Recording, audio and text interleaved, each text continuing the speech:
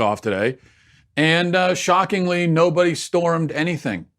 They're just hanging out in the desert, having drinking beer, listening to music. This mission, this righteous mission to rescue the captive aliens, has turned into a festival. How does that happen? You're organizing for a raid. It's a raid that turns into a festival. Imagine the disappointment. Imagine being an alien prisoner at Area 51, and you hear about this raid. You hear about it from the scuttlebutt from the other prisoners. Maybe you heard about it from Rorg and Snorg in the prison cafeteria at Area 51. And now you feel like you're finally going to be free again. The day you've been waiting for. You've been captive all this time. You start dreaming of being home on your planet. You start excitedly planning, your revenge invasion back on Earth to enslave and kill mankind for what they did to you. And you're just thinking about, if we finally returning home to Neptune, and you're smiling again for the first time in years. And then the day arrives, and you look out from your cell, and you're expecting an army of people, and all you see are a ragtag bunch of scrawny white boys standing around in the desert, tweeting memes and laughing. And you realize it was all a joke. It was all a joke. Your freedom is a joke to these people. And then the Area 51 scientist comes and says, it's time. And they cart you away to the hospital ward to harvest your organs while you're still alive. And the last thing you see is your own spleen being removed from your body. That took a really dark turn at the end there, so I apologize for that. Things got way more serious at the end than they needed to be. But the point is that the Area 51 raid was sadly a huge, huge disappointment. Okay, well, a lot to discuss today, but besides the Area 51 raid that never was. Before we get to any of that, a quick word at the top from ExpressVPN. Wouldn't it be nice if search engines and social media sites were unbiased platforms that didn't choose a side politically, respected your privacy, all that stuff? Well, that's a nice fantasy. That's a nice utopian world that we can dream about. But that ain't never going to happen. All right. By the way, that's my own phrase. That's not in the copy. They would don't blame ExpressVPN that I just used the phrase "ain't never going to happen." These big tech companies that push their political agendas, restrict the free speech rights of conservatives, are the very same corporations that we are at the same line. I don't want them using my web history, my email metadata. I don't want them using my information against me, or I don't want any of that. That's why I use ExpressVPN every time I go online. Big tech companies, they can match your internet activity to your identity or location using your public IP address. They can find out so much about you. Your privacy is just gone. When I use ExpressVPN, these tech companies can't see my IP address at all. My identity is masked and anonymized by a secure VPN server. Plus, ExpressVPN has the added benefit of encrypting 100% of your data to keep you safe from hackers and internet bad guys.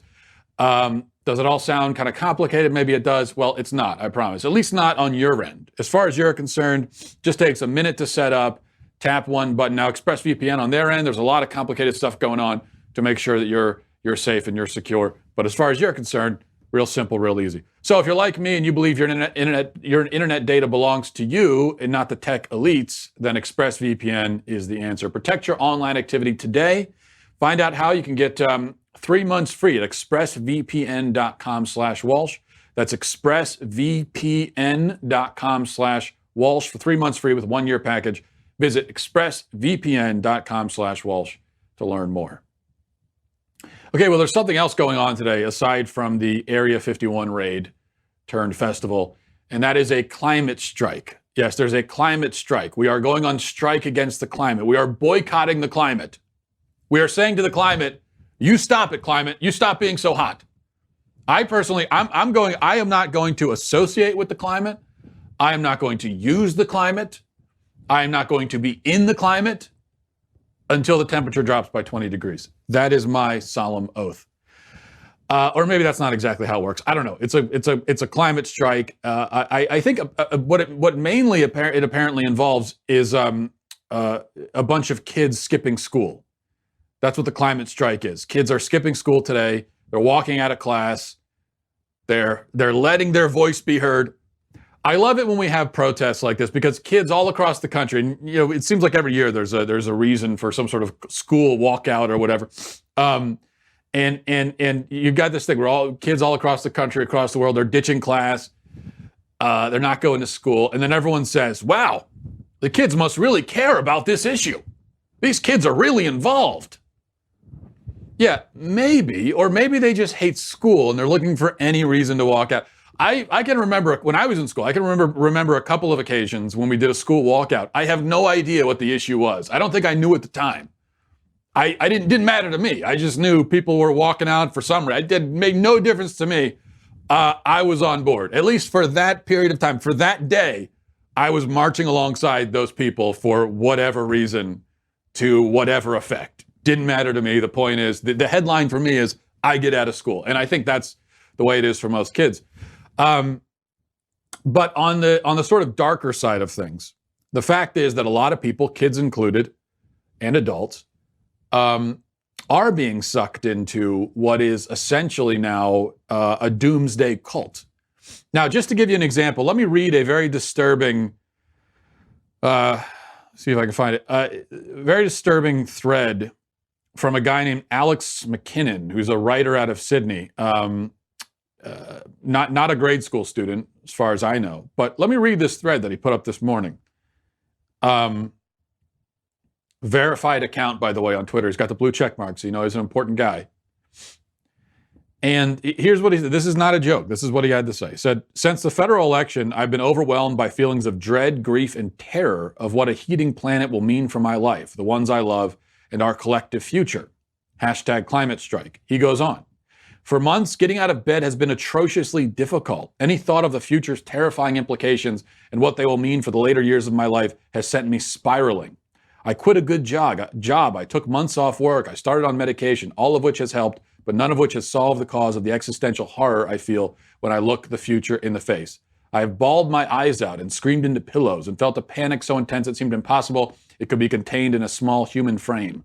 I can't say that the climate strikes have made those feelings go away. We are always signed up for too much climate atrocity and are too likely to cause more for a single protest to make the situation entirely better. But to see tens of thousands of people all grappling with the same trauma and hurt and gut-wrenching fear, the single biggest protest I've ever seen in my life made my own little battle a little bit easier for a while. We are all headed for a future demonstrably worse than the present in ways we cannot predict. The world will be brutal and horrific and beyond endurance. But I will help you through it in any way that I can. I hope you'll help me too. This has to be, now that I'm reading it all the way through, this guy can't be serious. I'm looking at his profile. I think he is serious. I think he's serious. And I can't even, I can't even laugh about it. I can sort of laugh about it, but I can't fully laugh about it because this is, people, this is a doomsday cult. This is like this. That's not an exaggeration at this point. There are people now. To some of us, to those of us who are a little bit more balanced, we can laugh this off. But there are people. I guess when you've got prominent individuals like AOC and pretty much any Democrat and liberals across the world and the country, when they're insisting and saying over and over again, the world's going, coming to an end. It's going to end in 12 years. And there's all these coastal cities are going to be underwater. We're going to drown. It's like, there are people who hear this stuff and they really take it seriously. Now, think about this. The walkouts today, then things like the climate confessions on NBC.com, which we talked about yesterday, gave you a chance to anonymously confess your sins against the climate. And then there was the confessions to actual plants at a liberal seminary that we talked about the day before yesterday, and on and on and on. It's very clear that, I call it a doomsday cult. Well, a cult is another word for a religion.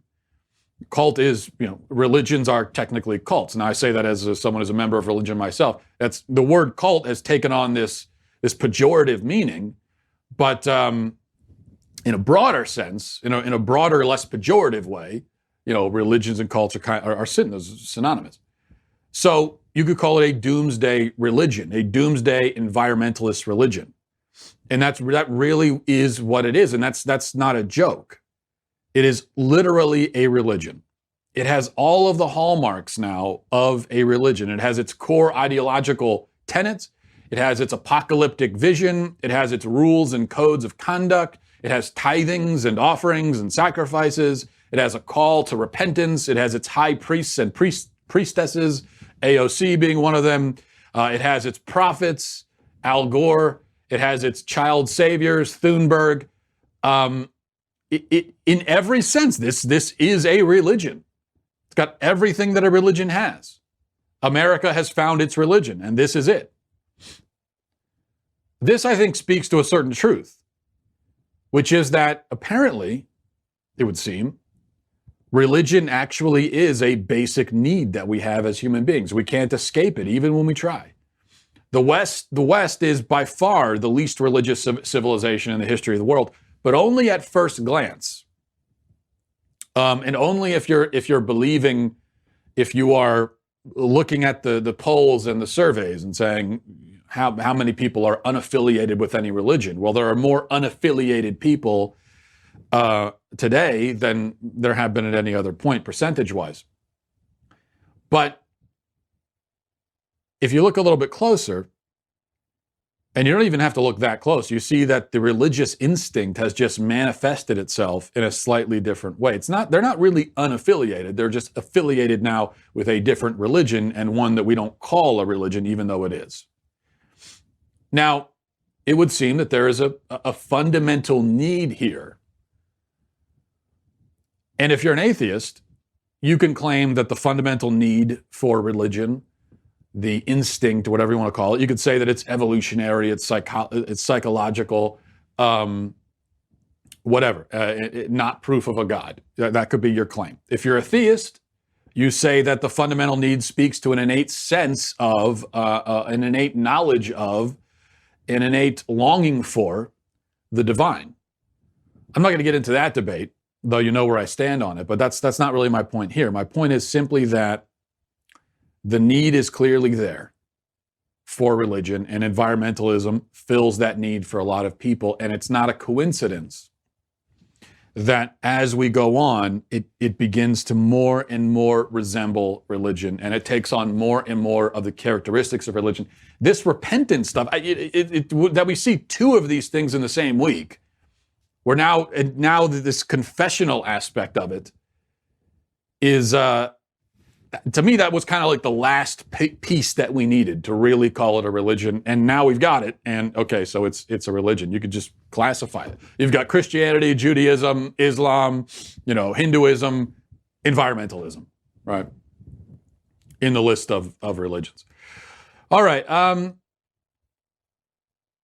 I've been meaning to mention this for a few days. A restaurant in Baltimore is being accused of racism. And this is going to shock you. The reasons are frivolous and stupid, if you can believe it. A frivolous claim of racism. That doesn't sound like the culture I know. It doesn't sound like our culture. So reading now from the Daily Wire says, a soon-to-be-opened restaurant in Baltimore is being called racist because it posted a sign with one specific message. The restaurant has a dress code. The Chop Tank, which alerted prospective customers that it will be opening soon on its website, posted a dress code listing some items that would be unacceptable to wear on its premises, including excessively baggy clothing, offensive, vulgar, or inappropriate attire, athletic attire, jerseys, brimless headgear, backwards or sideways hats, work and construction boots, sunglasses after dark. On Twitter, one Twitter user described themselves as a photojournalist, tweeted, dress-coded sign at the new Chop Tank restaurant in Fells, followed by another tweet. And then from there, the controversy starts. One Twitter user said, this is racist as hell. I will never enter your restaurant and will actively warn others away from it. Have a great day. Someone else said, y'all could have saved yourselves some time at the Chop Tank and just posed a no black people sign. A writer from Elle magazine tweeted that the restaurant had a blatantly discriminatory dress code. And the Washington Post is writing about it, on and on and on. People are calling it racist. This is one of those cases where the people calling it racist, and this happens a lot, where the people who call something racist have revealed themselves to be racist. Because if you read that list and you think, oh, that's going to disqualify all black people, how is that not racist? Are you just, is that not engaging in insulting stereotypes? No, this is a dress code that is put forward for everybody. And there's a logical reason for a lot of it. Like, for instance, one of the reasons why establishments don't like really baggy clothing, especially in the city, is because you can hide stuff in it, like a gun, for instance. They don't want vulgar attire. Most places don't want that because that offends other customers, and you don't want to offend paying customers. You don't wear athletic attire. Well, again, that's just if you're trying to be a slightly nicer kind of restaurant, maybe one step up from Burger King or Subway, then you don't want people walking in basketball shorts. Don't wear sunglasses after dark. Again, this is just this, and that's another thing. There are a lot of places, if you go into a bank, it's going to say don't wear sunglasses and hats in the bank. Is it discriminatory? No, they're just because you might be trying to rob the place. So to look at that list and say that it discriminates against, that to me seems extremely bigoted and racist. I think that a dress code like that seems to me to be completely reasonable. No matter what your race happens to be, anyone of any race is perfectly capable of complying with that dress code. And it should really be as simple as that. All right. Not to go too rapid fire here, but I've also been wanting to talk about something else, and I can't let the week end without bringing this up. And I'm sorry that I have to talk about it. Well, I don't really have to talk about it, but I will anyway. The New York Times a few days ago ran a story. And, okay, well, here's the headline of the story, all right? The headline is, well, it's not a story, it's a op-ed. Women poop at work. Get over it. That's real. That's the headline. In fact, here's the screenshot of the headline there. So just so you can see, this was published in the New York Times, and it's an article all about. Well, you can tell what it's about. It's kind of self-explanatory, and this is something I talk about a lot. Not women pooping, but rather feminists finding the weirdest ways to be persecuted. Just the weirdest. Feminists who are so desperate to be victims and so desperate to be persecuted that they go searching for it, and they find it in the weirdest places. And they find the weirdest claims about discrimination that they face. Like, whoever told women that they can't go number 2 at work? Is that even a thing? In my 33 years of life, I've never heard anyone say that, or I don't think that's a thing. Are there jobs where they say, where like you walk into the bathroom and there is a gendered code telling you what you're allowed to do in the bathroom? Like, men can go number 1 and 2, women can only go number 1. Is that a thing? Are there jobs that have rules like that? If so, I will say I'm totally against it. I have no problem. I will march with the feminists in that case and say no, men and women should be allowed to use the toilet at work. But I don't think that's a thing.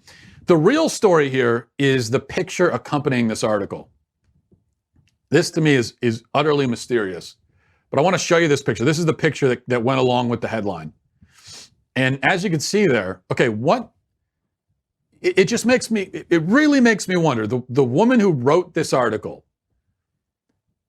she obviously has had some very specific experiences at her job, which I don't know if she works at the New York Times or if this was, or what. But there are weird things happening in her bathroom at her work that I don't think happen at other places. So look, okay, you've got a woman with her shoes off in the bathroom and her bare feet on the floor.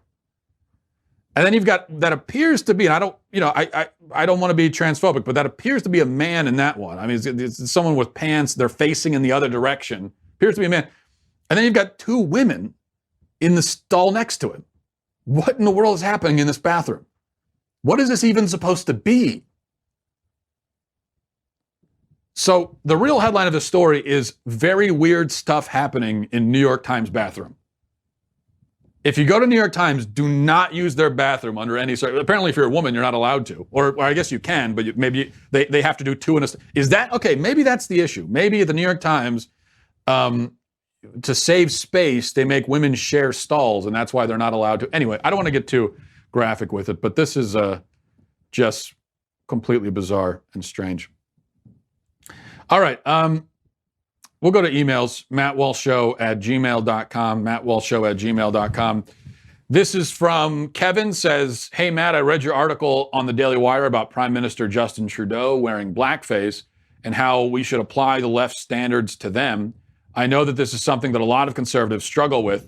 Their insistence that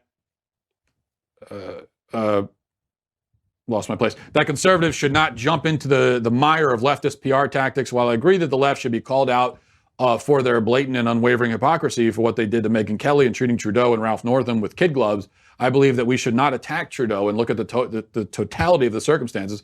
While I don't agree with many of Trudeau's policies, the man does not deserve to be destroyed for doing something ignorant and stupid. This is the best tactic, and we should not engage in leftist attack strategies. Just wanted to give my thoughts.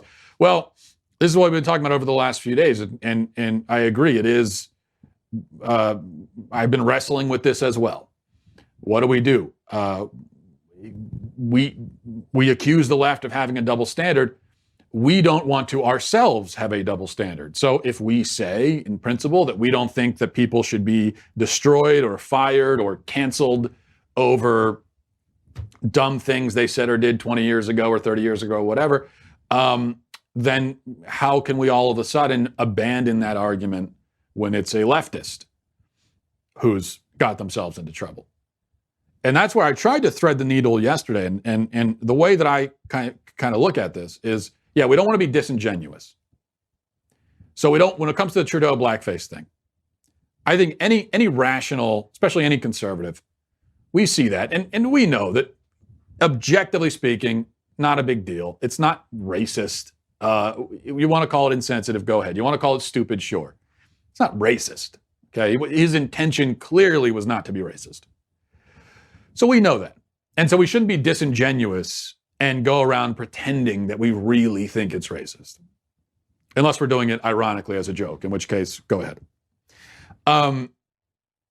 But I do think, as I said yesterday, with this kind of thing, our point should be, okay, this is not a racism scandal. This is a hypocrisy scandal. So it's the same thing with the New York Times editor who herself has participated in cancel culture, retweeting things, calling for Shane Gillis to be fired from SNL. Then it turns out that she has all these offensive tweets where she has said offensive things about gay people and people of other races and so on. Well, our response to that is not that, oh, this person is a horrible bigot and all of that. But it's just, this is hypocrisy. This person is a hypocrite. Clearly. Justin Trudeau is a hypocrite. And so I think there's nothing wrong with us saying, okay, you forget about the standards we hold you to. You should hold yourself to the same standard that you hold other people to. I think that's a perfectly fine, perfectly consistent message. That is an intellectually honest way of approaching this from our perspective, where we are saying to these people like Justin Trudeau, hold yourself to the standard that you hold other people to. Just like the comparison I drew yesterday, I think it's an apt comparison. Think about what the left says to socially conservative Christian Republican politicians who end up in scandals where they're having affairs, Larry Craig in the bathroom, soliciting gay sex. What do the left say in that case? Their message is, hey, we don't think this kind of stuff's a huge deal. But you're the one putting yourself forward as this conservative Christian, family values, Christian values, so on and so forth. Hold yourself to the same standard that live up to your own standards. You're the ones who say that this is a horrible, evil thing. It's terrible, the collapse of morality and everything else. So hold yourself to that standard. By your own standards, you should resign in disgrace, because that's what you would expect other people to do who have done the same things. And in that case, I agree with the left. I think that's correct. Well, I think we can take that and throw that back at them here and say, well, here you go. This is your standard. We aren't the ones, as conservatives, okay? We're not the ones going around saying that everything is racist. We aren't the ones saying that if somebody makes a joke 5 years ago, we should destroy them now. That's not our thing. We didn't invent that. That's not our opinion, but it is your thing. That is your philosophy. So apply it to yourself. Be consistent. All right, let's see. This is from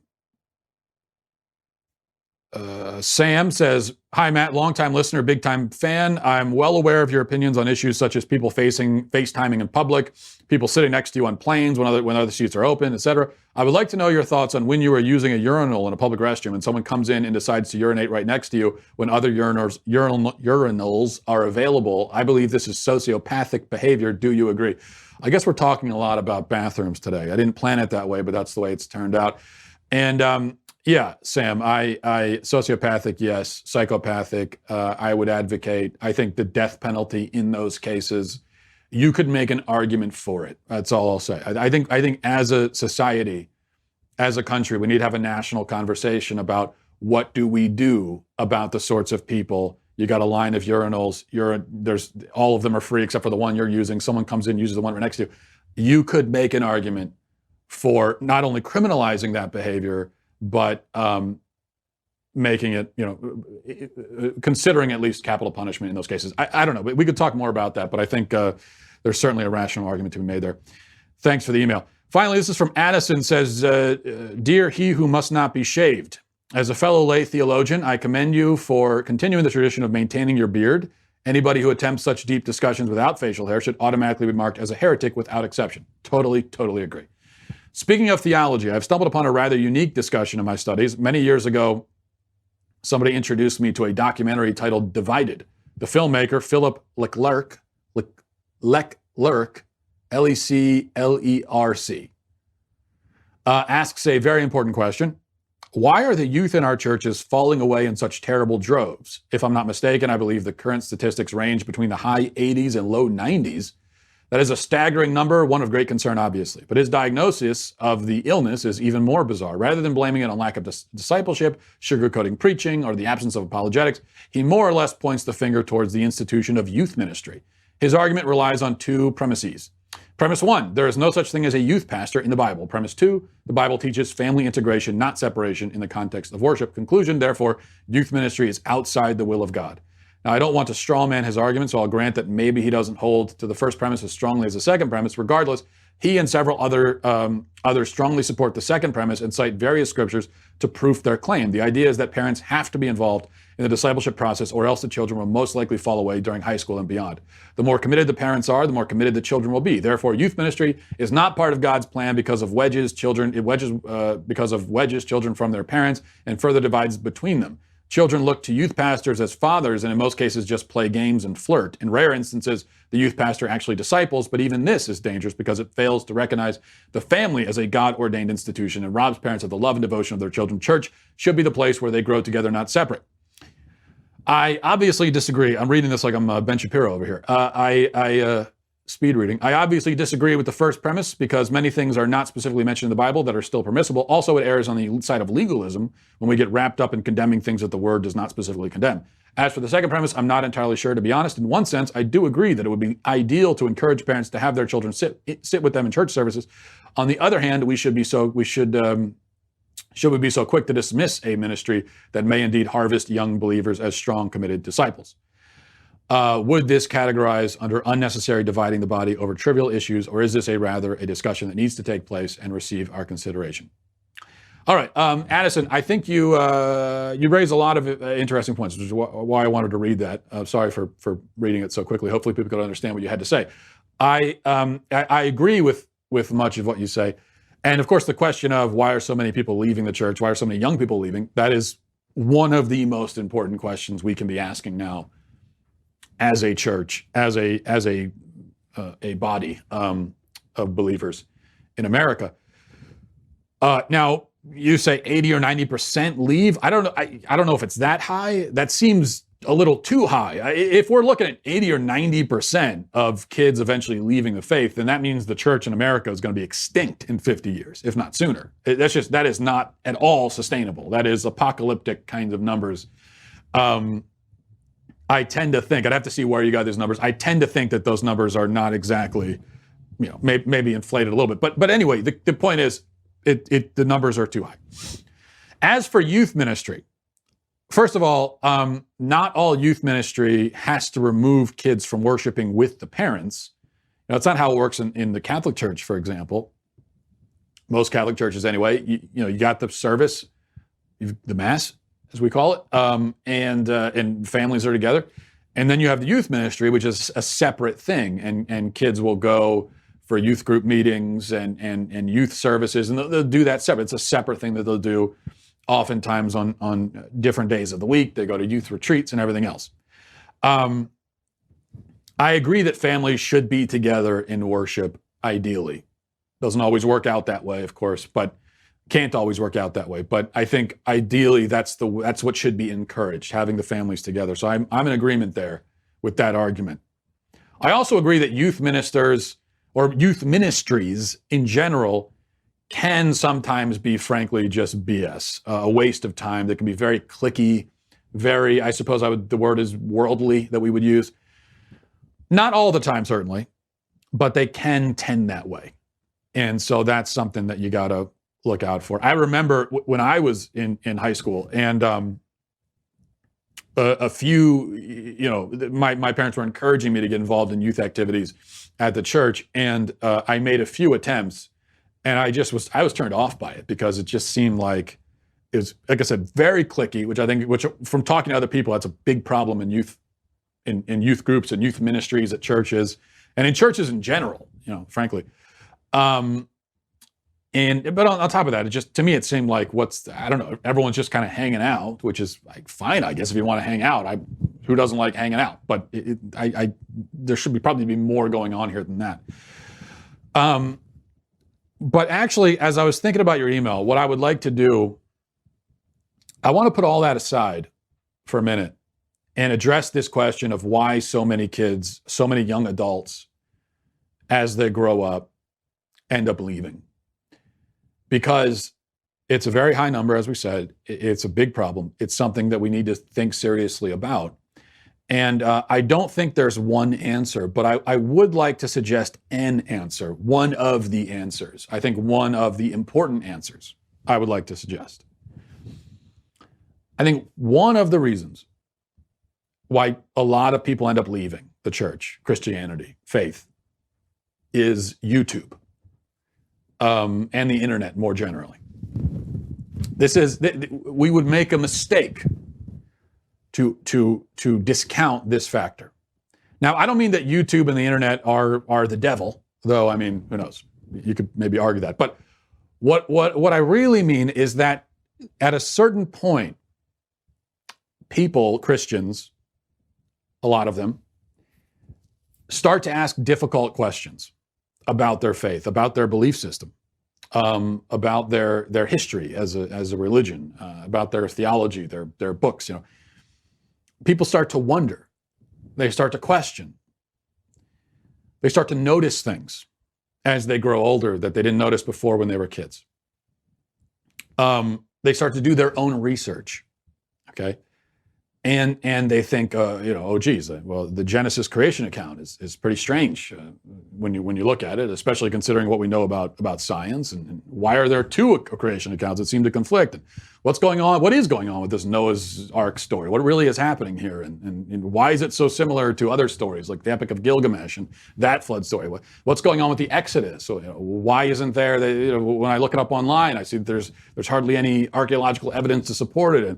And why does God send bears to maul 42 children? And wait, did God really just endorse slavery explicitly in the Bible? And what's with all the wholesale slaughter in the Bible? And what about the New Testament? What about the infancy narratives and the fact that there appear to be only two infancy narratives that seem to really contradict each other and be two completely different stories? And why don't the other two Gospels even mention the virgin birth? And what's going on with the resurrection accounts? How many angels were at the tomb? And what happened afterwards? And who went to the tomb? And who left? And where did they go? And what exactly is happening here? And wait, when were these Gospels written? And by who? And how do we know that? And wait a second, what is with this, the whole idea of atonement? What's up with that? Why did God need Jesus to die to forgive us? Why couldn't he just forgive us without that? And why does God allow all these horrible things to happen, diseases and everything? And what about evolution? And why didn't God ever mention that? And on and on and on and on. Okay. The point is, I think people, a lot of young people at a certain point, they start to ask these questions. Okay. It's a lot of people. These are good questions. These are good, tough, real questions. But then here's the issue. Where do they go for answers? They go to YouTube. They go to the internet. They go to Google. Okay? And why do they go there for answers? It's not their fault. That's a perfectly reasonable thing to do. You've got all these questions, so you go to the internet, you look it up. They're forced to do that in many cases because our churches, for the most part, are not addressing these problems, are not even acknowledging them, are ignoring them, are not even trying to provide answers, are not addressing these things head on. And what happens is that people start asking the questions that the churches have ignored and that their parents have never addressed. And they go online, they go to YouTube, they find things out, they learn things, they notice things, they start to feel lied to. They start to say, why didn't anyone ever tell me about this? Wait a second. And they start to feel like things were hidden from them and their faith completely falls apart at that point. It's like a house of cards. It just tumbles down. It just all falls apart and you lose them. And I really believe this is what's happening in so many cases. In fact, I know that this is what's happening because I get emails from people all the time, describing exactly this kind of process. You have no idea how many emails I get describing not only exactly this story, this narrative of their own life, and this is how it worked for them, but asking me a lot of these questions that I just rattled off, and there are hundreds of others that people could ask related to religion. They ask me these questions. Now, why is that? Is that because I'm some sort of genius theologian or scientist? No, I'm not a genius. I'm not a theologian. I'm not a scientist. I'm just a guy babbling on the internet. But that is the fact that they have to come to me, of all people, to answer these questions is a reflection of the fact that the people in their lives who should be answering them, or at least addressing them, are not. They find me on YouTube and they say, let me talk to this guy, because their pastor's not talking about it, their priest isn't talking about it, their parents aren't talking about it, their religious education, they went to Sunday school, they went to Christian school, Catholic school. These things were never talked about. And what I hear in emails a lot is sometimes they'll go and they'll try to talk to the pastor. They'll try to talk to some people in their lives and ask them these questions. And what they get are platitudes. They get evasion. Sometimes they'll get the distinct impression the person they're talking to has no idea, hasn't even thought about this stuff before.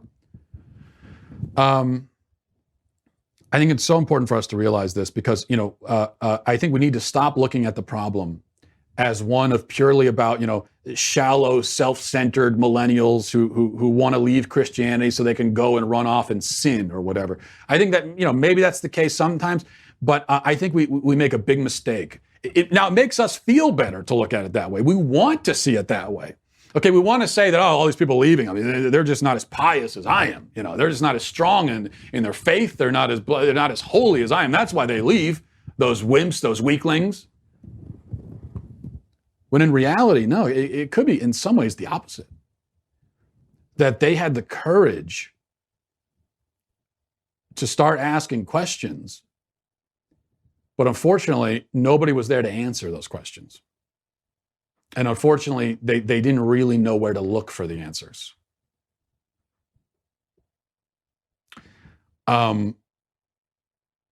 So I think that we need to start. I think Christians need to be trained, educated, really educated.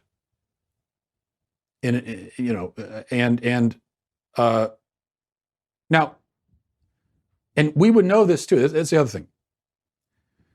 When we're trying to answer the question of why do people leave the church, one thing we could do is ask the people who've left.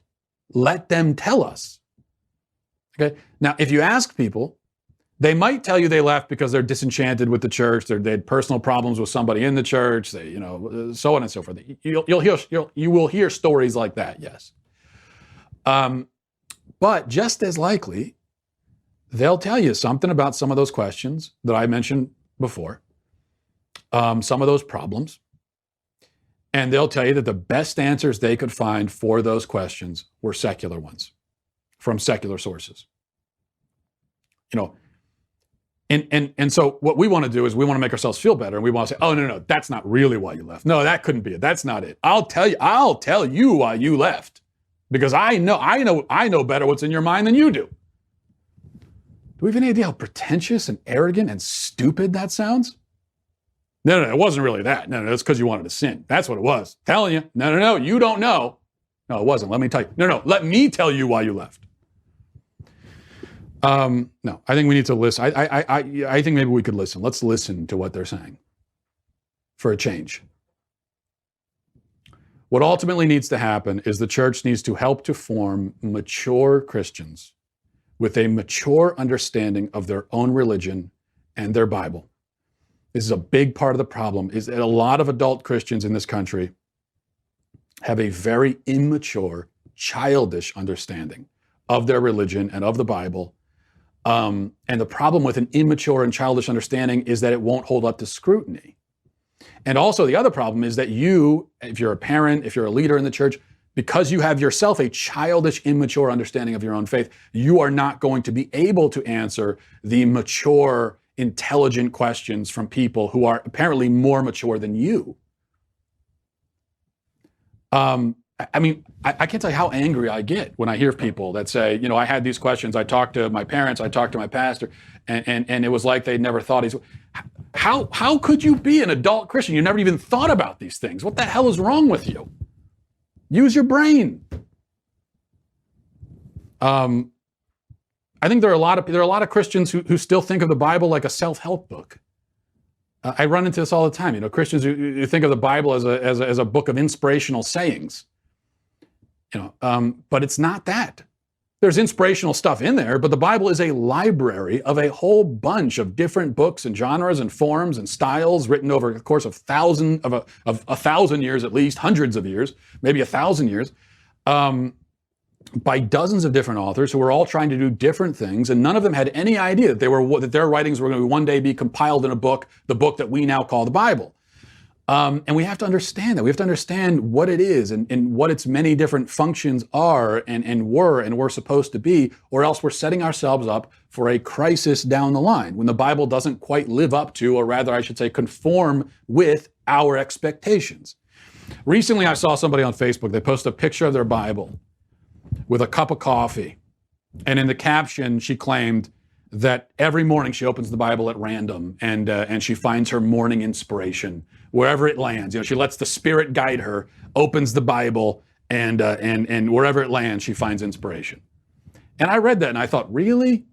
Really? Is that really what you do? Because first of all, if you really read the Bible every morning, you aren't posting pictures of it and posting it on Facebook, okay? But second of all, because if you really open the Bible at random, if you open it at random and you stack the deck in your favor because you kind of know where the Psalms are, or you could kind of flip it maybe and try to land on Matthew chapter 5, get to the Sermon on the Mount, or you flip all the way back to the epistles, you try to get somewhere in Romans or Corinthians or something, then yeah, you'll find a lot of inspiration that's very relevant to your life today. But if you're really opening it at random, there's a good chance you're going to land on a 6-page long genealogy or a long, dense discourse on Jewish ceremonial law or dietary restrictions or a description of some violent siege that took place or a conquest that happened or a prophet's lengthy denunciation of this or that group of people or dozens of other things that would be very difficult to, at a glance over your coffee in the morning, find inspiration from. Why is that? Because the entire Bible wasn't written to inspire 21st century Americans while they eat breakfast. Some of the Bible was written to inspire. Yes, some of it is inspirational writing. Some of it was written with other purposes in mind and to do other kinds of things. And so that I point that out as an example of the immature, silly, frankly ridiculous, impression that a lot of we Christians have about our own religion and our own holy book that we claim to read every day. I read the Bible every day. Do you? Do you really read it? Do you really study it? Do you really know what's in it?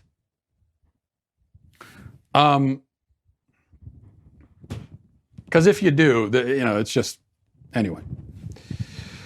So I think that's a big part of the answer is for us to. So let's begin with ourselves as Christians, enriching our own understanding of our faith and our religion, coming to a deeper and more mature understanding of it. Reading, not just the biblical text itself, but the history around it, so we can understand the context of it. It's a big part of it. There's a lot of stuff in the Bible. Some of those questions I rattled off it's easier to answer those questions when you understand the context surrounding when these texts were written and why. If you don't know any of that and you just pick it up and read it, there's a good chance you're going to walk away confused, disturbed even.